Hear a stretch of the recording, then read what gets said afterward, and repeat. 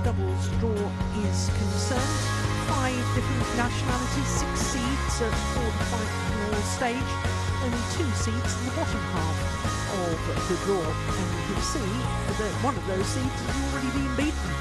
Pearly Tan and Tina Muralitharan in a wonderful match against Jari Fan, the Olympic champion, and Changshu Xian. So who will they play in tomorrow's semi-final? Women's doubles quarterfinals. Let's welcome Kim Hee-jung and Kong Hee-young, Korea. Up against Gronya Somerville and Angela Yu, Australia.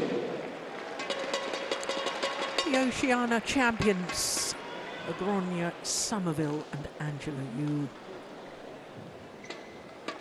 Up against a pair that only reformed their partnership less than a year ago, in November at the Korea Masters 300 event. But they had played together back in 2018 and in fact reached the final here at the Singapore Open in 2019, lost out to Matsumoto and Nagahara in that final 6 years ago.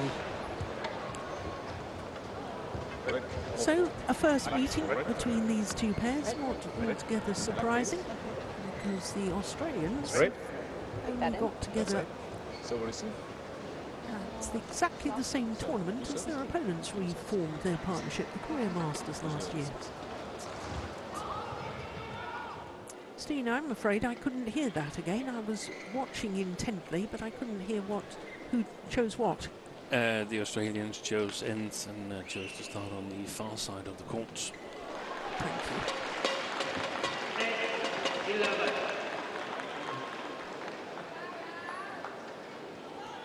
Well, Gronya Somerville at the recent Sudirman Cup, I think, played more matches than any other player, or certainly equal at most matches, because she played in all 3 group ties, and she played 2 matches in each of those ties, so 6 matches in total. Kim Hee-jung is 27 years of age and on a mission, I think, to try and emulate her mother. Her mother, Chung So-young, won the Singapore Open title 34 years ago, 1991. Wouldn't that be wonderful if she could win this same title? We had that sort of happen earlier in the year, didn't we, Steen, with Kim in the men's doubles at the All England. Yeah, won the same tournament as Gil Yong-ah. That's right. Kong Hee-young is the older of the two, 28 years of age, and this her 3rd quarter-final at this event, with her 2nd different partner. Now, as far as they've been concerned, well, in the first round, if you were with us earlier on, you would have seen that match against the Thai combination. Then in the 2nd round, yesterday, beat Denton Live from Canada. Neither of those pairs that they played in the top 32 of the world rankings. This is Gronya Somerville, who turned 30 earlier this month, from Colton in Melbourne, Victoria. And she and her partner went up 1 place to 81 on the world rankings. They've only played 9 tournaments, and they have been a place higher at 80. So first appearance as a pair, as we look at Angela Yu. And she also is the daughter of a very famous badminton player, Tang Hee-tian, formerly known as Tang Yong-shu, who was an Olympic bronze medalist. Well, they've had Indian opposition first 2 matches, and both of them won in 2 straight games. Sudip Bave is our umpire for this one, and Marjane Lim Fundal of the Philippines is the service judge.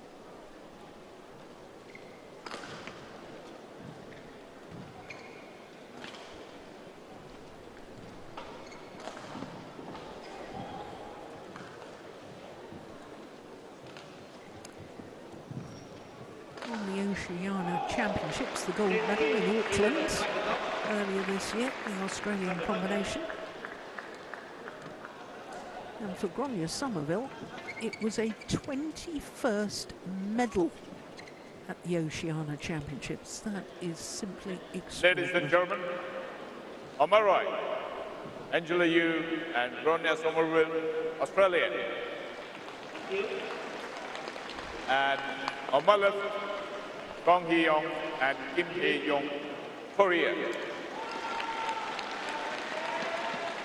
Kim Hee-young to serve to Angela Yu. Level. Play. So the number 7 seeds from Korea, Kim Hee-jeong and Kong Hee-young, nearest to us as we look down on the court.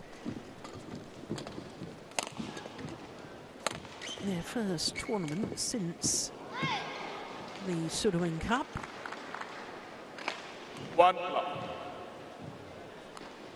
Same applies to the Australians.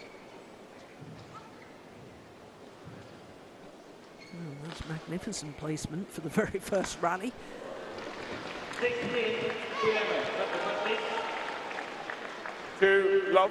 Well, they've had an excellent start to the year.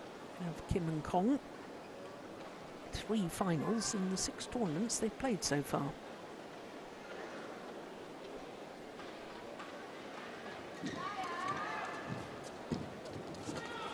It's going to go wide. Yeah. 3, love.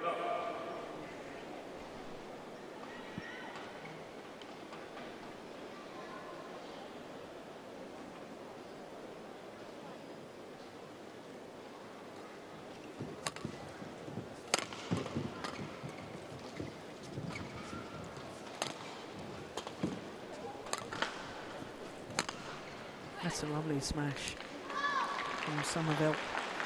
Service over. Steve, I was mentioning in the introduction that Kim and Kong played against the Thai pair that we commentated on, Lee Sun and Lai Suan, ranked 43 in the world. Then Denton live from Canada, ranked 38. I think we can safely say that we're in a sort of transition period for women's doubles, because the Australians played against 2 pairs from India, one ranked 102 in the world and one ranked 159 in the world. And that's an indication that some of the more established pairs have either split up or they're no longer playing. And it's really a transition time, I think, in the women's doubles. Yeah, I totally agree. It's a transition time. Sometimes the transition happens at the top of the sort of like Super 750, Super 1000 regular participants. Here it's happening just under the top. The 8-10 best pairs are relatively consistent and are continuing playing, yes, whilst the pairs from number 10 to 32, they're finding new partnerships, evaluating their careers, looking forward to Asian Championships, European Championships, Olympics and so on. And that means that there's at some tournaments quite a big difference in playing level. Also, given that Somerville and Angela, you benefited from the fact that Nami Matsuyama and Chiharu Shida withdrew after the team managers meeting, so no one there wasn't this seeded movement that we normally have. If a seeded player or pair withdraws, it's filled by other seeds according a seeding list used on the team managers meeting. That didn't happen this tournament here, so they haven't had to face really strong opposition. No. And it was a bit of disappointment to lose Matsuyama and Shida, 2-time finalists here, back in 2018 and again last year. 6-4.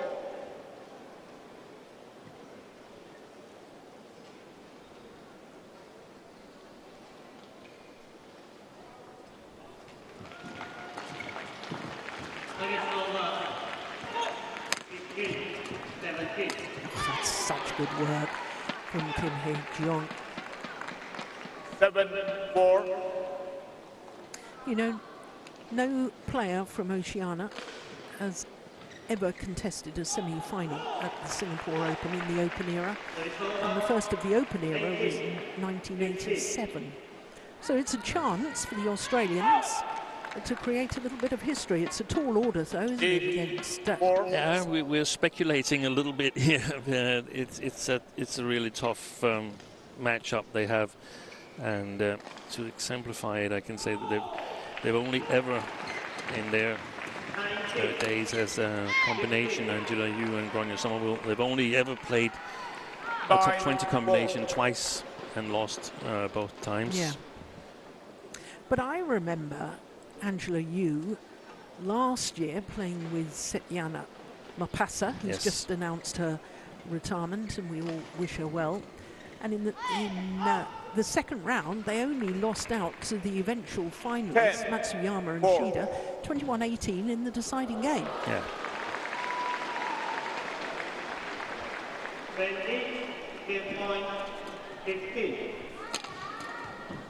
That's a beautiful defensive shot. Not enough pressure 11-4 on the interval. smash from Grania Somerville, and 11-4 the advantage to the number 7 seeds from Korea. Only 5 minutes played to get to the mid-game interval. Yeah. First game won by in 51-50.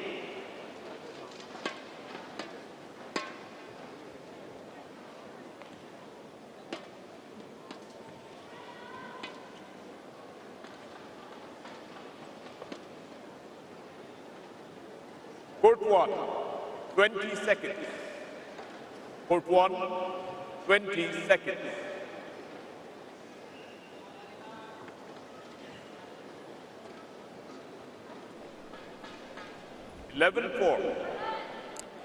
Play. The Australians here without a coach, so having to figure things out for themselves as to what they should try. I'm interested to hear your thoughts, Steen.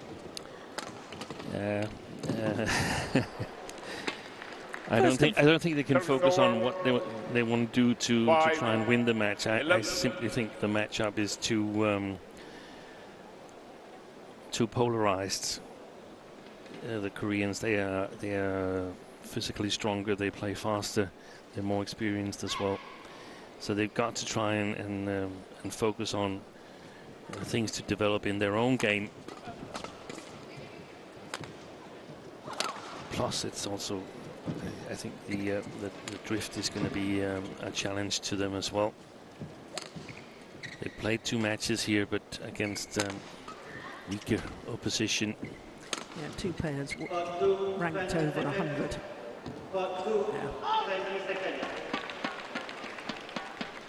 Service over, 12-5. We talked earlier on in the tournament, though, Steen, about, you know, what you would say to a player that seems to be in a mismatch.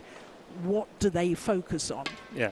And so, you know, if you were coaching the Australians now and their development path, remember they've not even played 10 ranking tournaments together as a combination. What would you be looking for? Focus on your rotational play? I'll have to come back to you because I don't know them well enough. Obviously, I've seen them play before because we commentated on a match where they played Camille Pognand and Marco Lambert from France. But this is against a much higher level competition, and in this match here, they're behind on all parameters, so to speak. Well, longest rally so far, 45 shots. I can understand that, Steen, but, you know, one of the very first, for me as a junior player, big tournaments that I played, the All England Junior Championships. And I played against the late Karen Beckman, who I ended up playing some lovely women's doubles with her. And it shows how old I am. The scoring was to 11 points. And it was 11-love, 11-love. And I came off court and the coach, and I was close to tears. Yeah. And the coach said, well, Jill, what did you do right? Yeah. And I said, I didn't do anything right. I didn't win a point. And he said, you're wrong, Jill, because you had to be serving in my day to win a point. And he said, that cross-court slice we've been practicing, you played 4 winners with that. That was marvellous. Yeah. Then he told me what I'd done wrong and what I could have improved on. And then he ended up by saying, well, overall, he was really pleased because I'd implemented some of the things he'd been trying to teach me. Yeah, that's true. That's true. So it is all, you know, that's why I'm fascinated to know what you would say as a coach. Yeah. To players to, you know, try and implement something we've been practicing, or, you know. Definitely, but the thing is, I don't know what they're trying to do. Of course you don't. So that's what makes it a bit more difficult. Yeah. No, I appreciate that, Steve. But again, one of the things they could do is simply go through it shot by shot when they finish the match, so the evaluation is easier than the sort of like the advice, the live advice. 16. Because the evaluation, you can go through it and say, was that a good choice, and how was the execution and so on. But to give the live advice here, service return here. Played below the tape, a little bit outside of reach, so that they need to move the Koreans. That's a good service return. That's okay. That's also okay.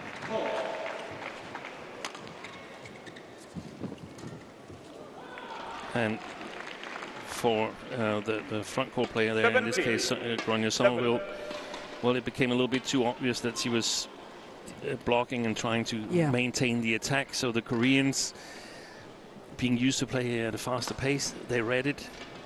So a little bit more variation in that. But overall, a nice rally. Good service return again. Get the attack. Now, you see, that's where I think that they could improve upon on their rotational play. Yeah. Because I remember watching them against the French. I think that goes a lot for pairs in women's doubles when we go a little bit further down the world ranking list. That a lot of the pairs play sort of like what I would like to call traditional women's double, which basically is a mixed doubles game plan in women's doubles, where there's a front court player and a back court player, and the time is way past that. Yeah. Simply because the back court player is not in women's doubles Nicely done. strong enough to set up the front court player.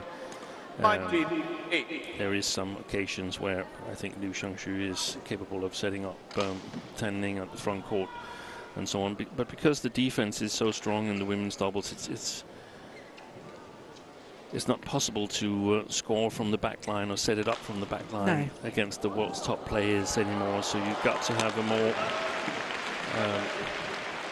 delicate strategy. Good play. There's a chance now.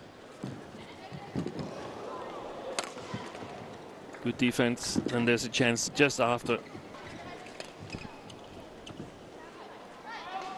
Yeah, it's well left. I understand the challenge. Yeah. Ball out. I think it was close. Yeah, I do too.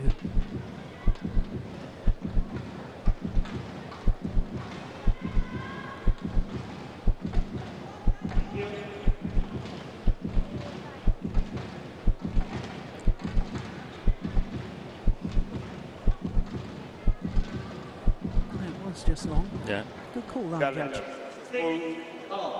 One challenge remaining. Service over. 9-19. Play. Service over.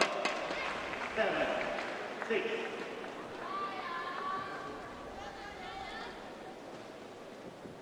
Out. Service over. That's a pity. 20, game point, time. Game point opportunities for the Koreans. Right.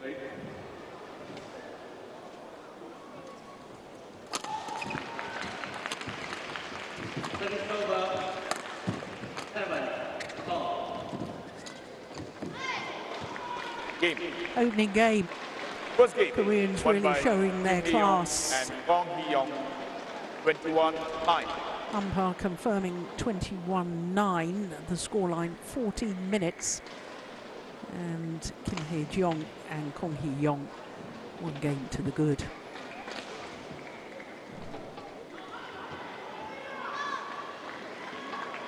Service over. 8-7.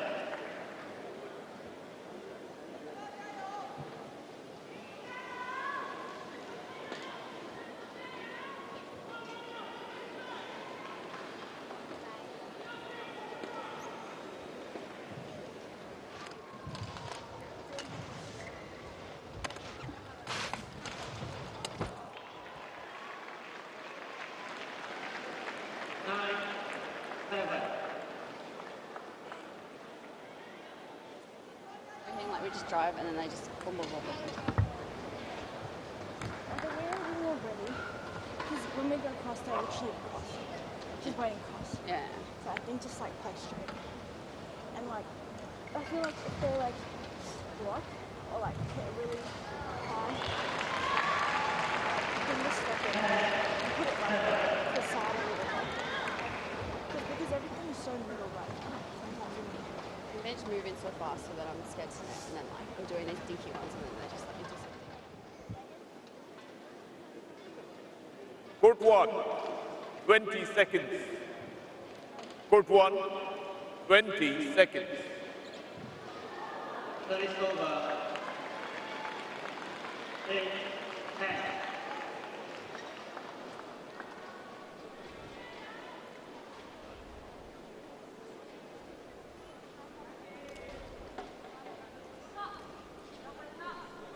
Second game.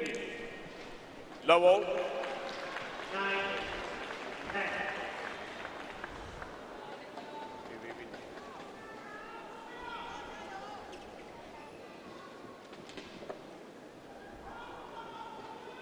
Well, the umpire just trying to adjust the score pad. Second There we game. are.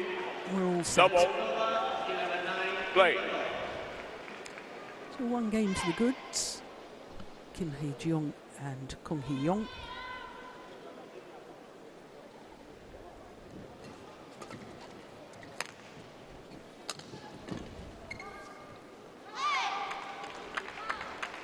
Well, Steve, I think I was telling you the other day that Korean women's doubles pairs have only won this title, the Singapore Open, twice. I find that extraordinary given the strengths of women's doubles players over the years from Korea. Yeah, The last time was 34 years ago. 2 love. Yeah, I'm a little bit surprised, but again, things have changed a lot in terms of world badminton. I don't know. Oh, good defence. The level of the tournament has changed, and 1-2. but even in recent times, you would have thought that Absolutely. there were some Koreans that were strong enough to win it. There was a Korean pair in the final 2 years ago, Baek Han-ah and Lee So-hee. 3-1. Lost out to the now Olympic champions, Chen Qing-cheng and Zhao Yifan.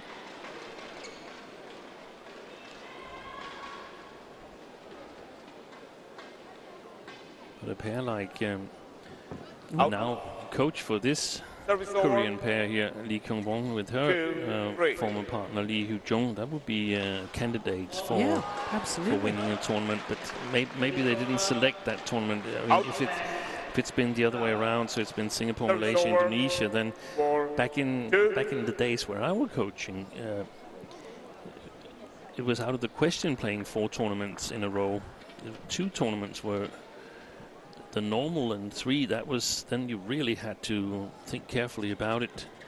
Some even only played 1 tournament because otherwise they couldn't cope with it. So this is a big change, a good change in my opinion, but the way tournaments were selected also before the world ranking came in, and 10 tournaments were the optimal thing. Then there was some years where Korean players wasn't participating in particularly many tournaments. No, that's right.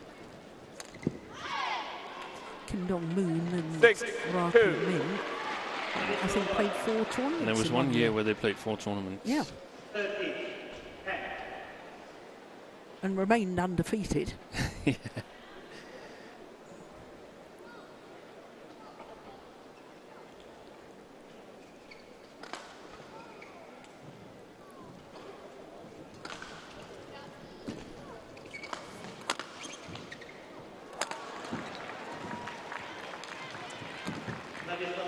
Oi.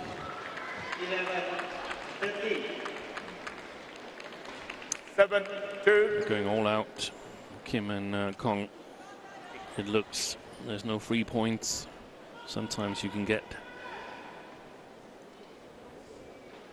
a bit of easy points if the opponents slow down a little bit. Oh, I think they're right not to slow down. Yes, I think so too. You know, assuming this quarterfinal goes to the form book and the Koreans win and they're a game and 8-2 up, they want to be sharp for the semi-final tomorrow. Why on earth would they not use this as a sharpening up process? Yeah, you should always try and play as good as possible, so that you signal to your opponents that if you want to beat me, beat us, then you have to play your best, because I'm playing my best all the time. I think also it shows respect for your opponents. If you take the foot off the pedal, it's as if you're saying, you know, I can win this. Yeah. Easily. When it shows great respect, I think, to go all out. Yeah. 9.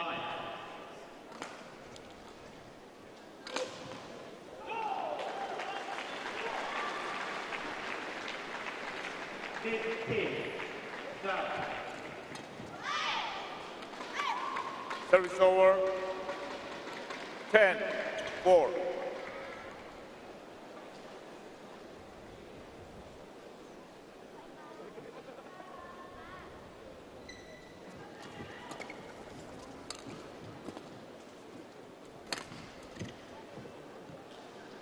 Service over. 5-10.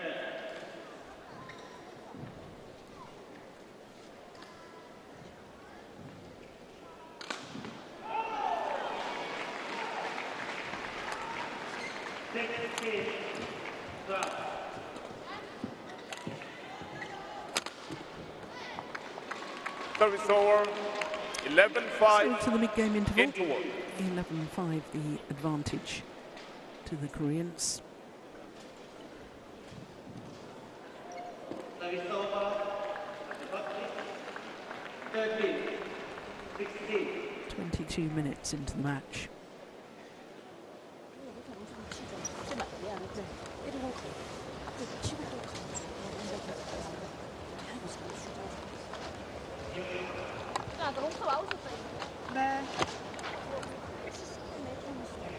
Court 1. 20 seconds. Court 1. No, just come. 20 seconds. I haven't started making mistakes since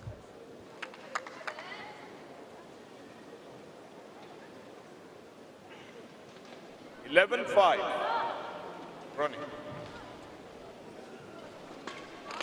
Play. So 11-5 in the second game, having already won the first.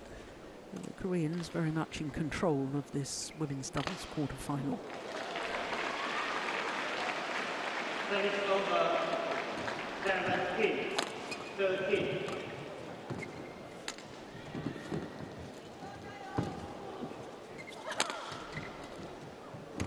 Oh! I was about to say well saved by Angela Yu, but 12-5. the shot went just wide.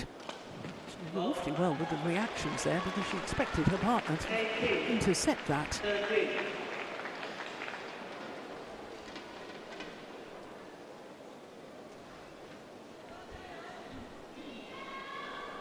Thank you.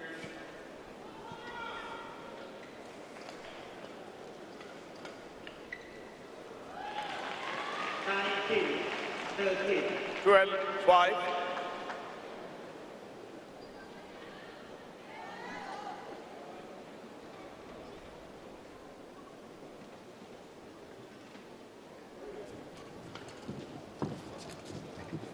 Well taken.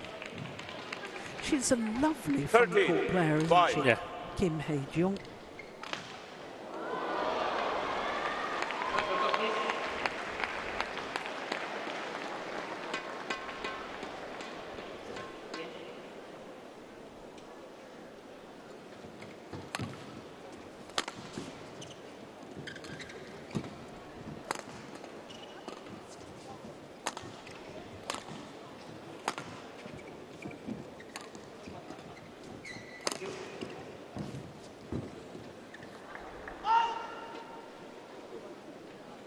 Service over. 6-13. 20. Match point.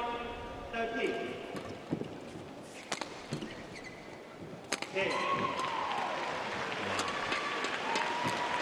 Fantastic attack Service over. from the Koreans. 14-6.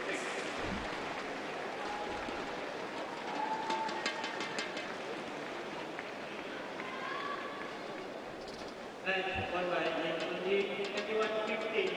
21-13. Oh, that wasn't the best of serves, was it? Got away with it.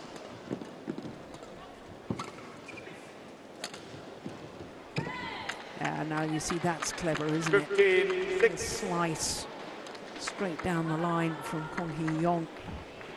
And no power, therefore, to feed off on the defensive shot for Somerville.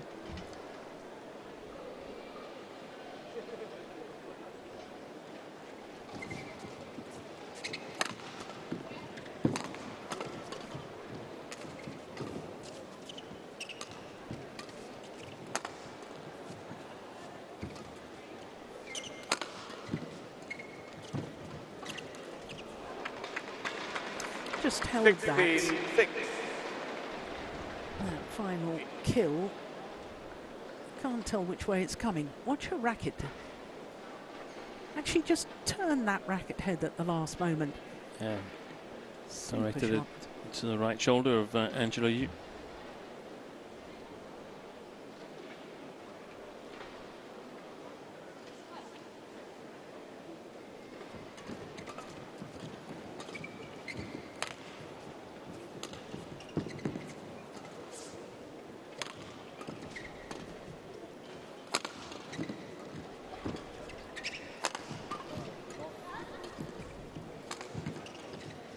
Good play.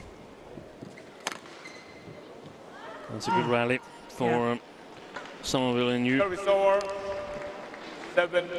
Goes into the video library of good rallies Absolutely. against tough opposition.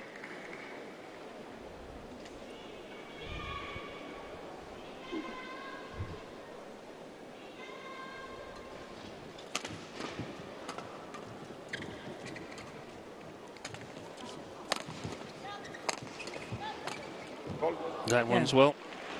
Very nicely done. 8. Ronnie Somerville. 16. Lovely pressured lift. Opened up for the counter-attacking, and then she was able to finish it off. Ronnie Somerville.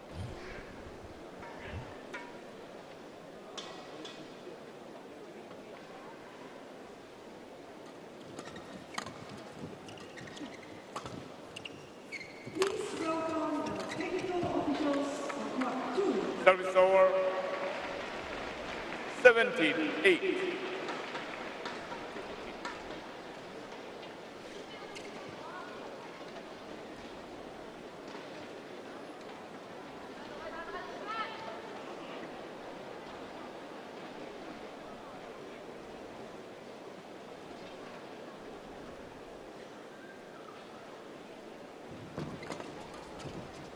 Wonderful anticipation of the third shot. 88.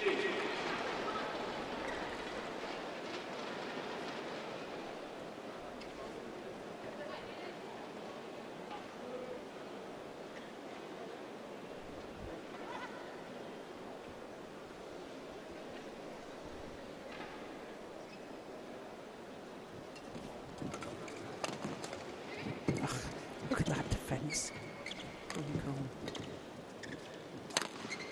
Wait, second time she hits the top of the table in that smash. Angela Yu. It's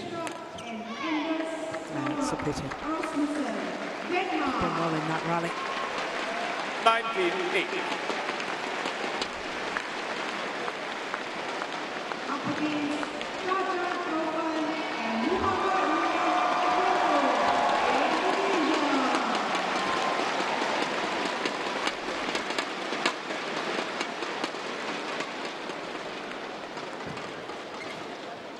Yeah, it's a good return. Service over. 9-19.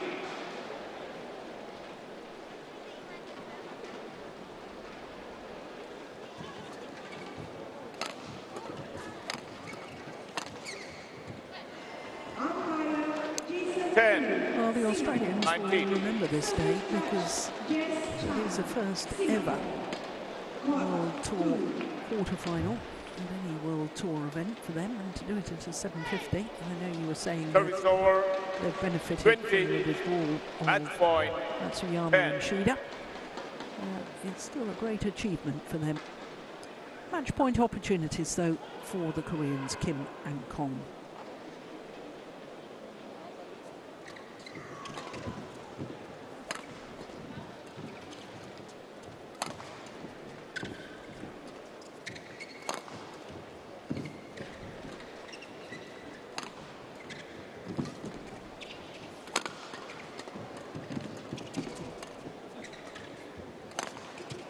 Yeah, closed down that big court area very nicely. Service over. Angela Yu.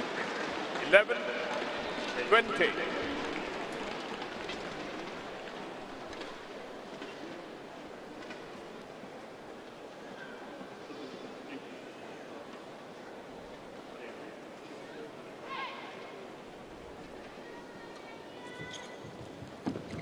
Game. Yeah, lovely drop off the flick serve. And Kim Hae-jeong and Kong Hee-young, the beaten finalists from 6 years ago, safely through to the semi-final once again. 21-9, 21-11 in a match lasting just 32 minutes. Match won by Kim Hae-young and Kong Hee-young. 21-9, 21-11. Well, as I was saying a moment ago, it is a day that the Australians will remember, because to be in the first World Tour quarterfinal is a great achievement. But there is confirmation that Kim and Kong are safely through to the semi-final. 21-9, 21-11. 32 minutes.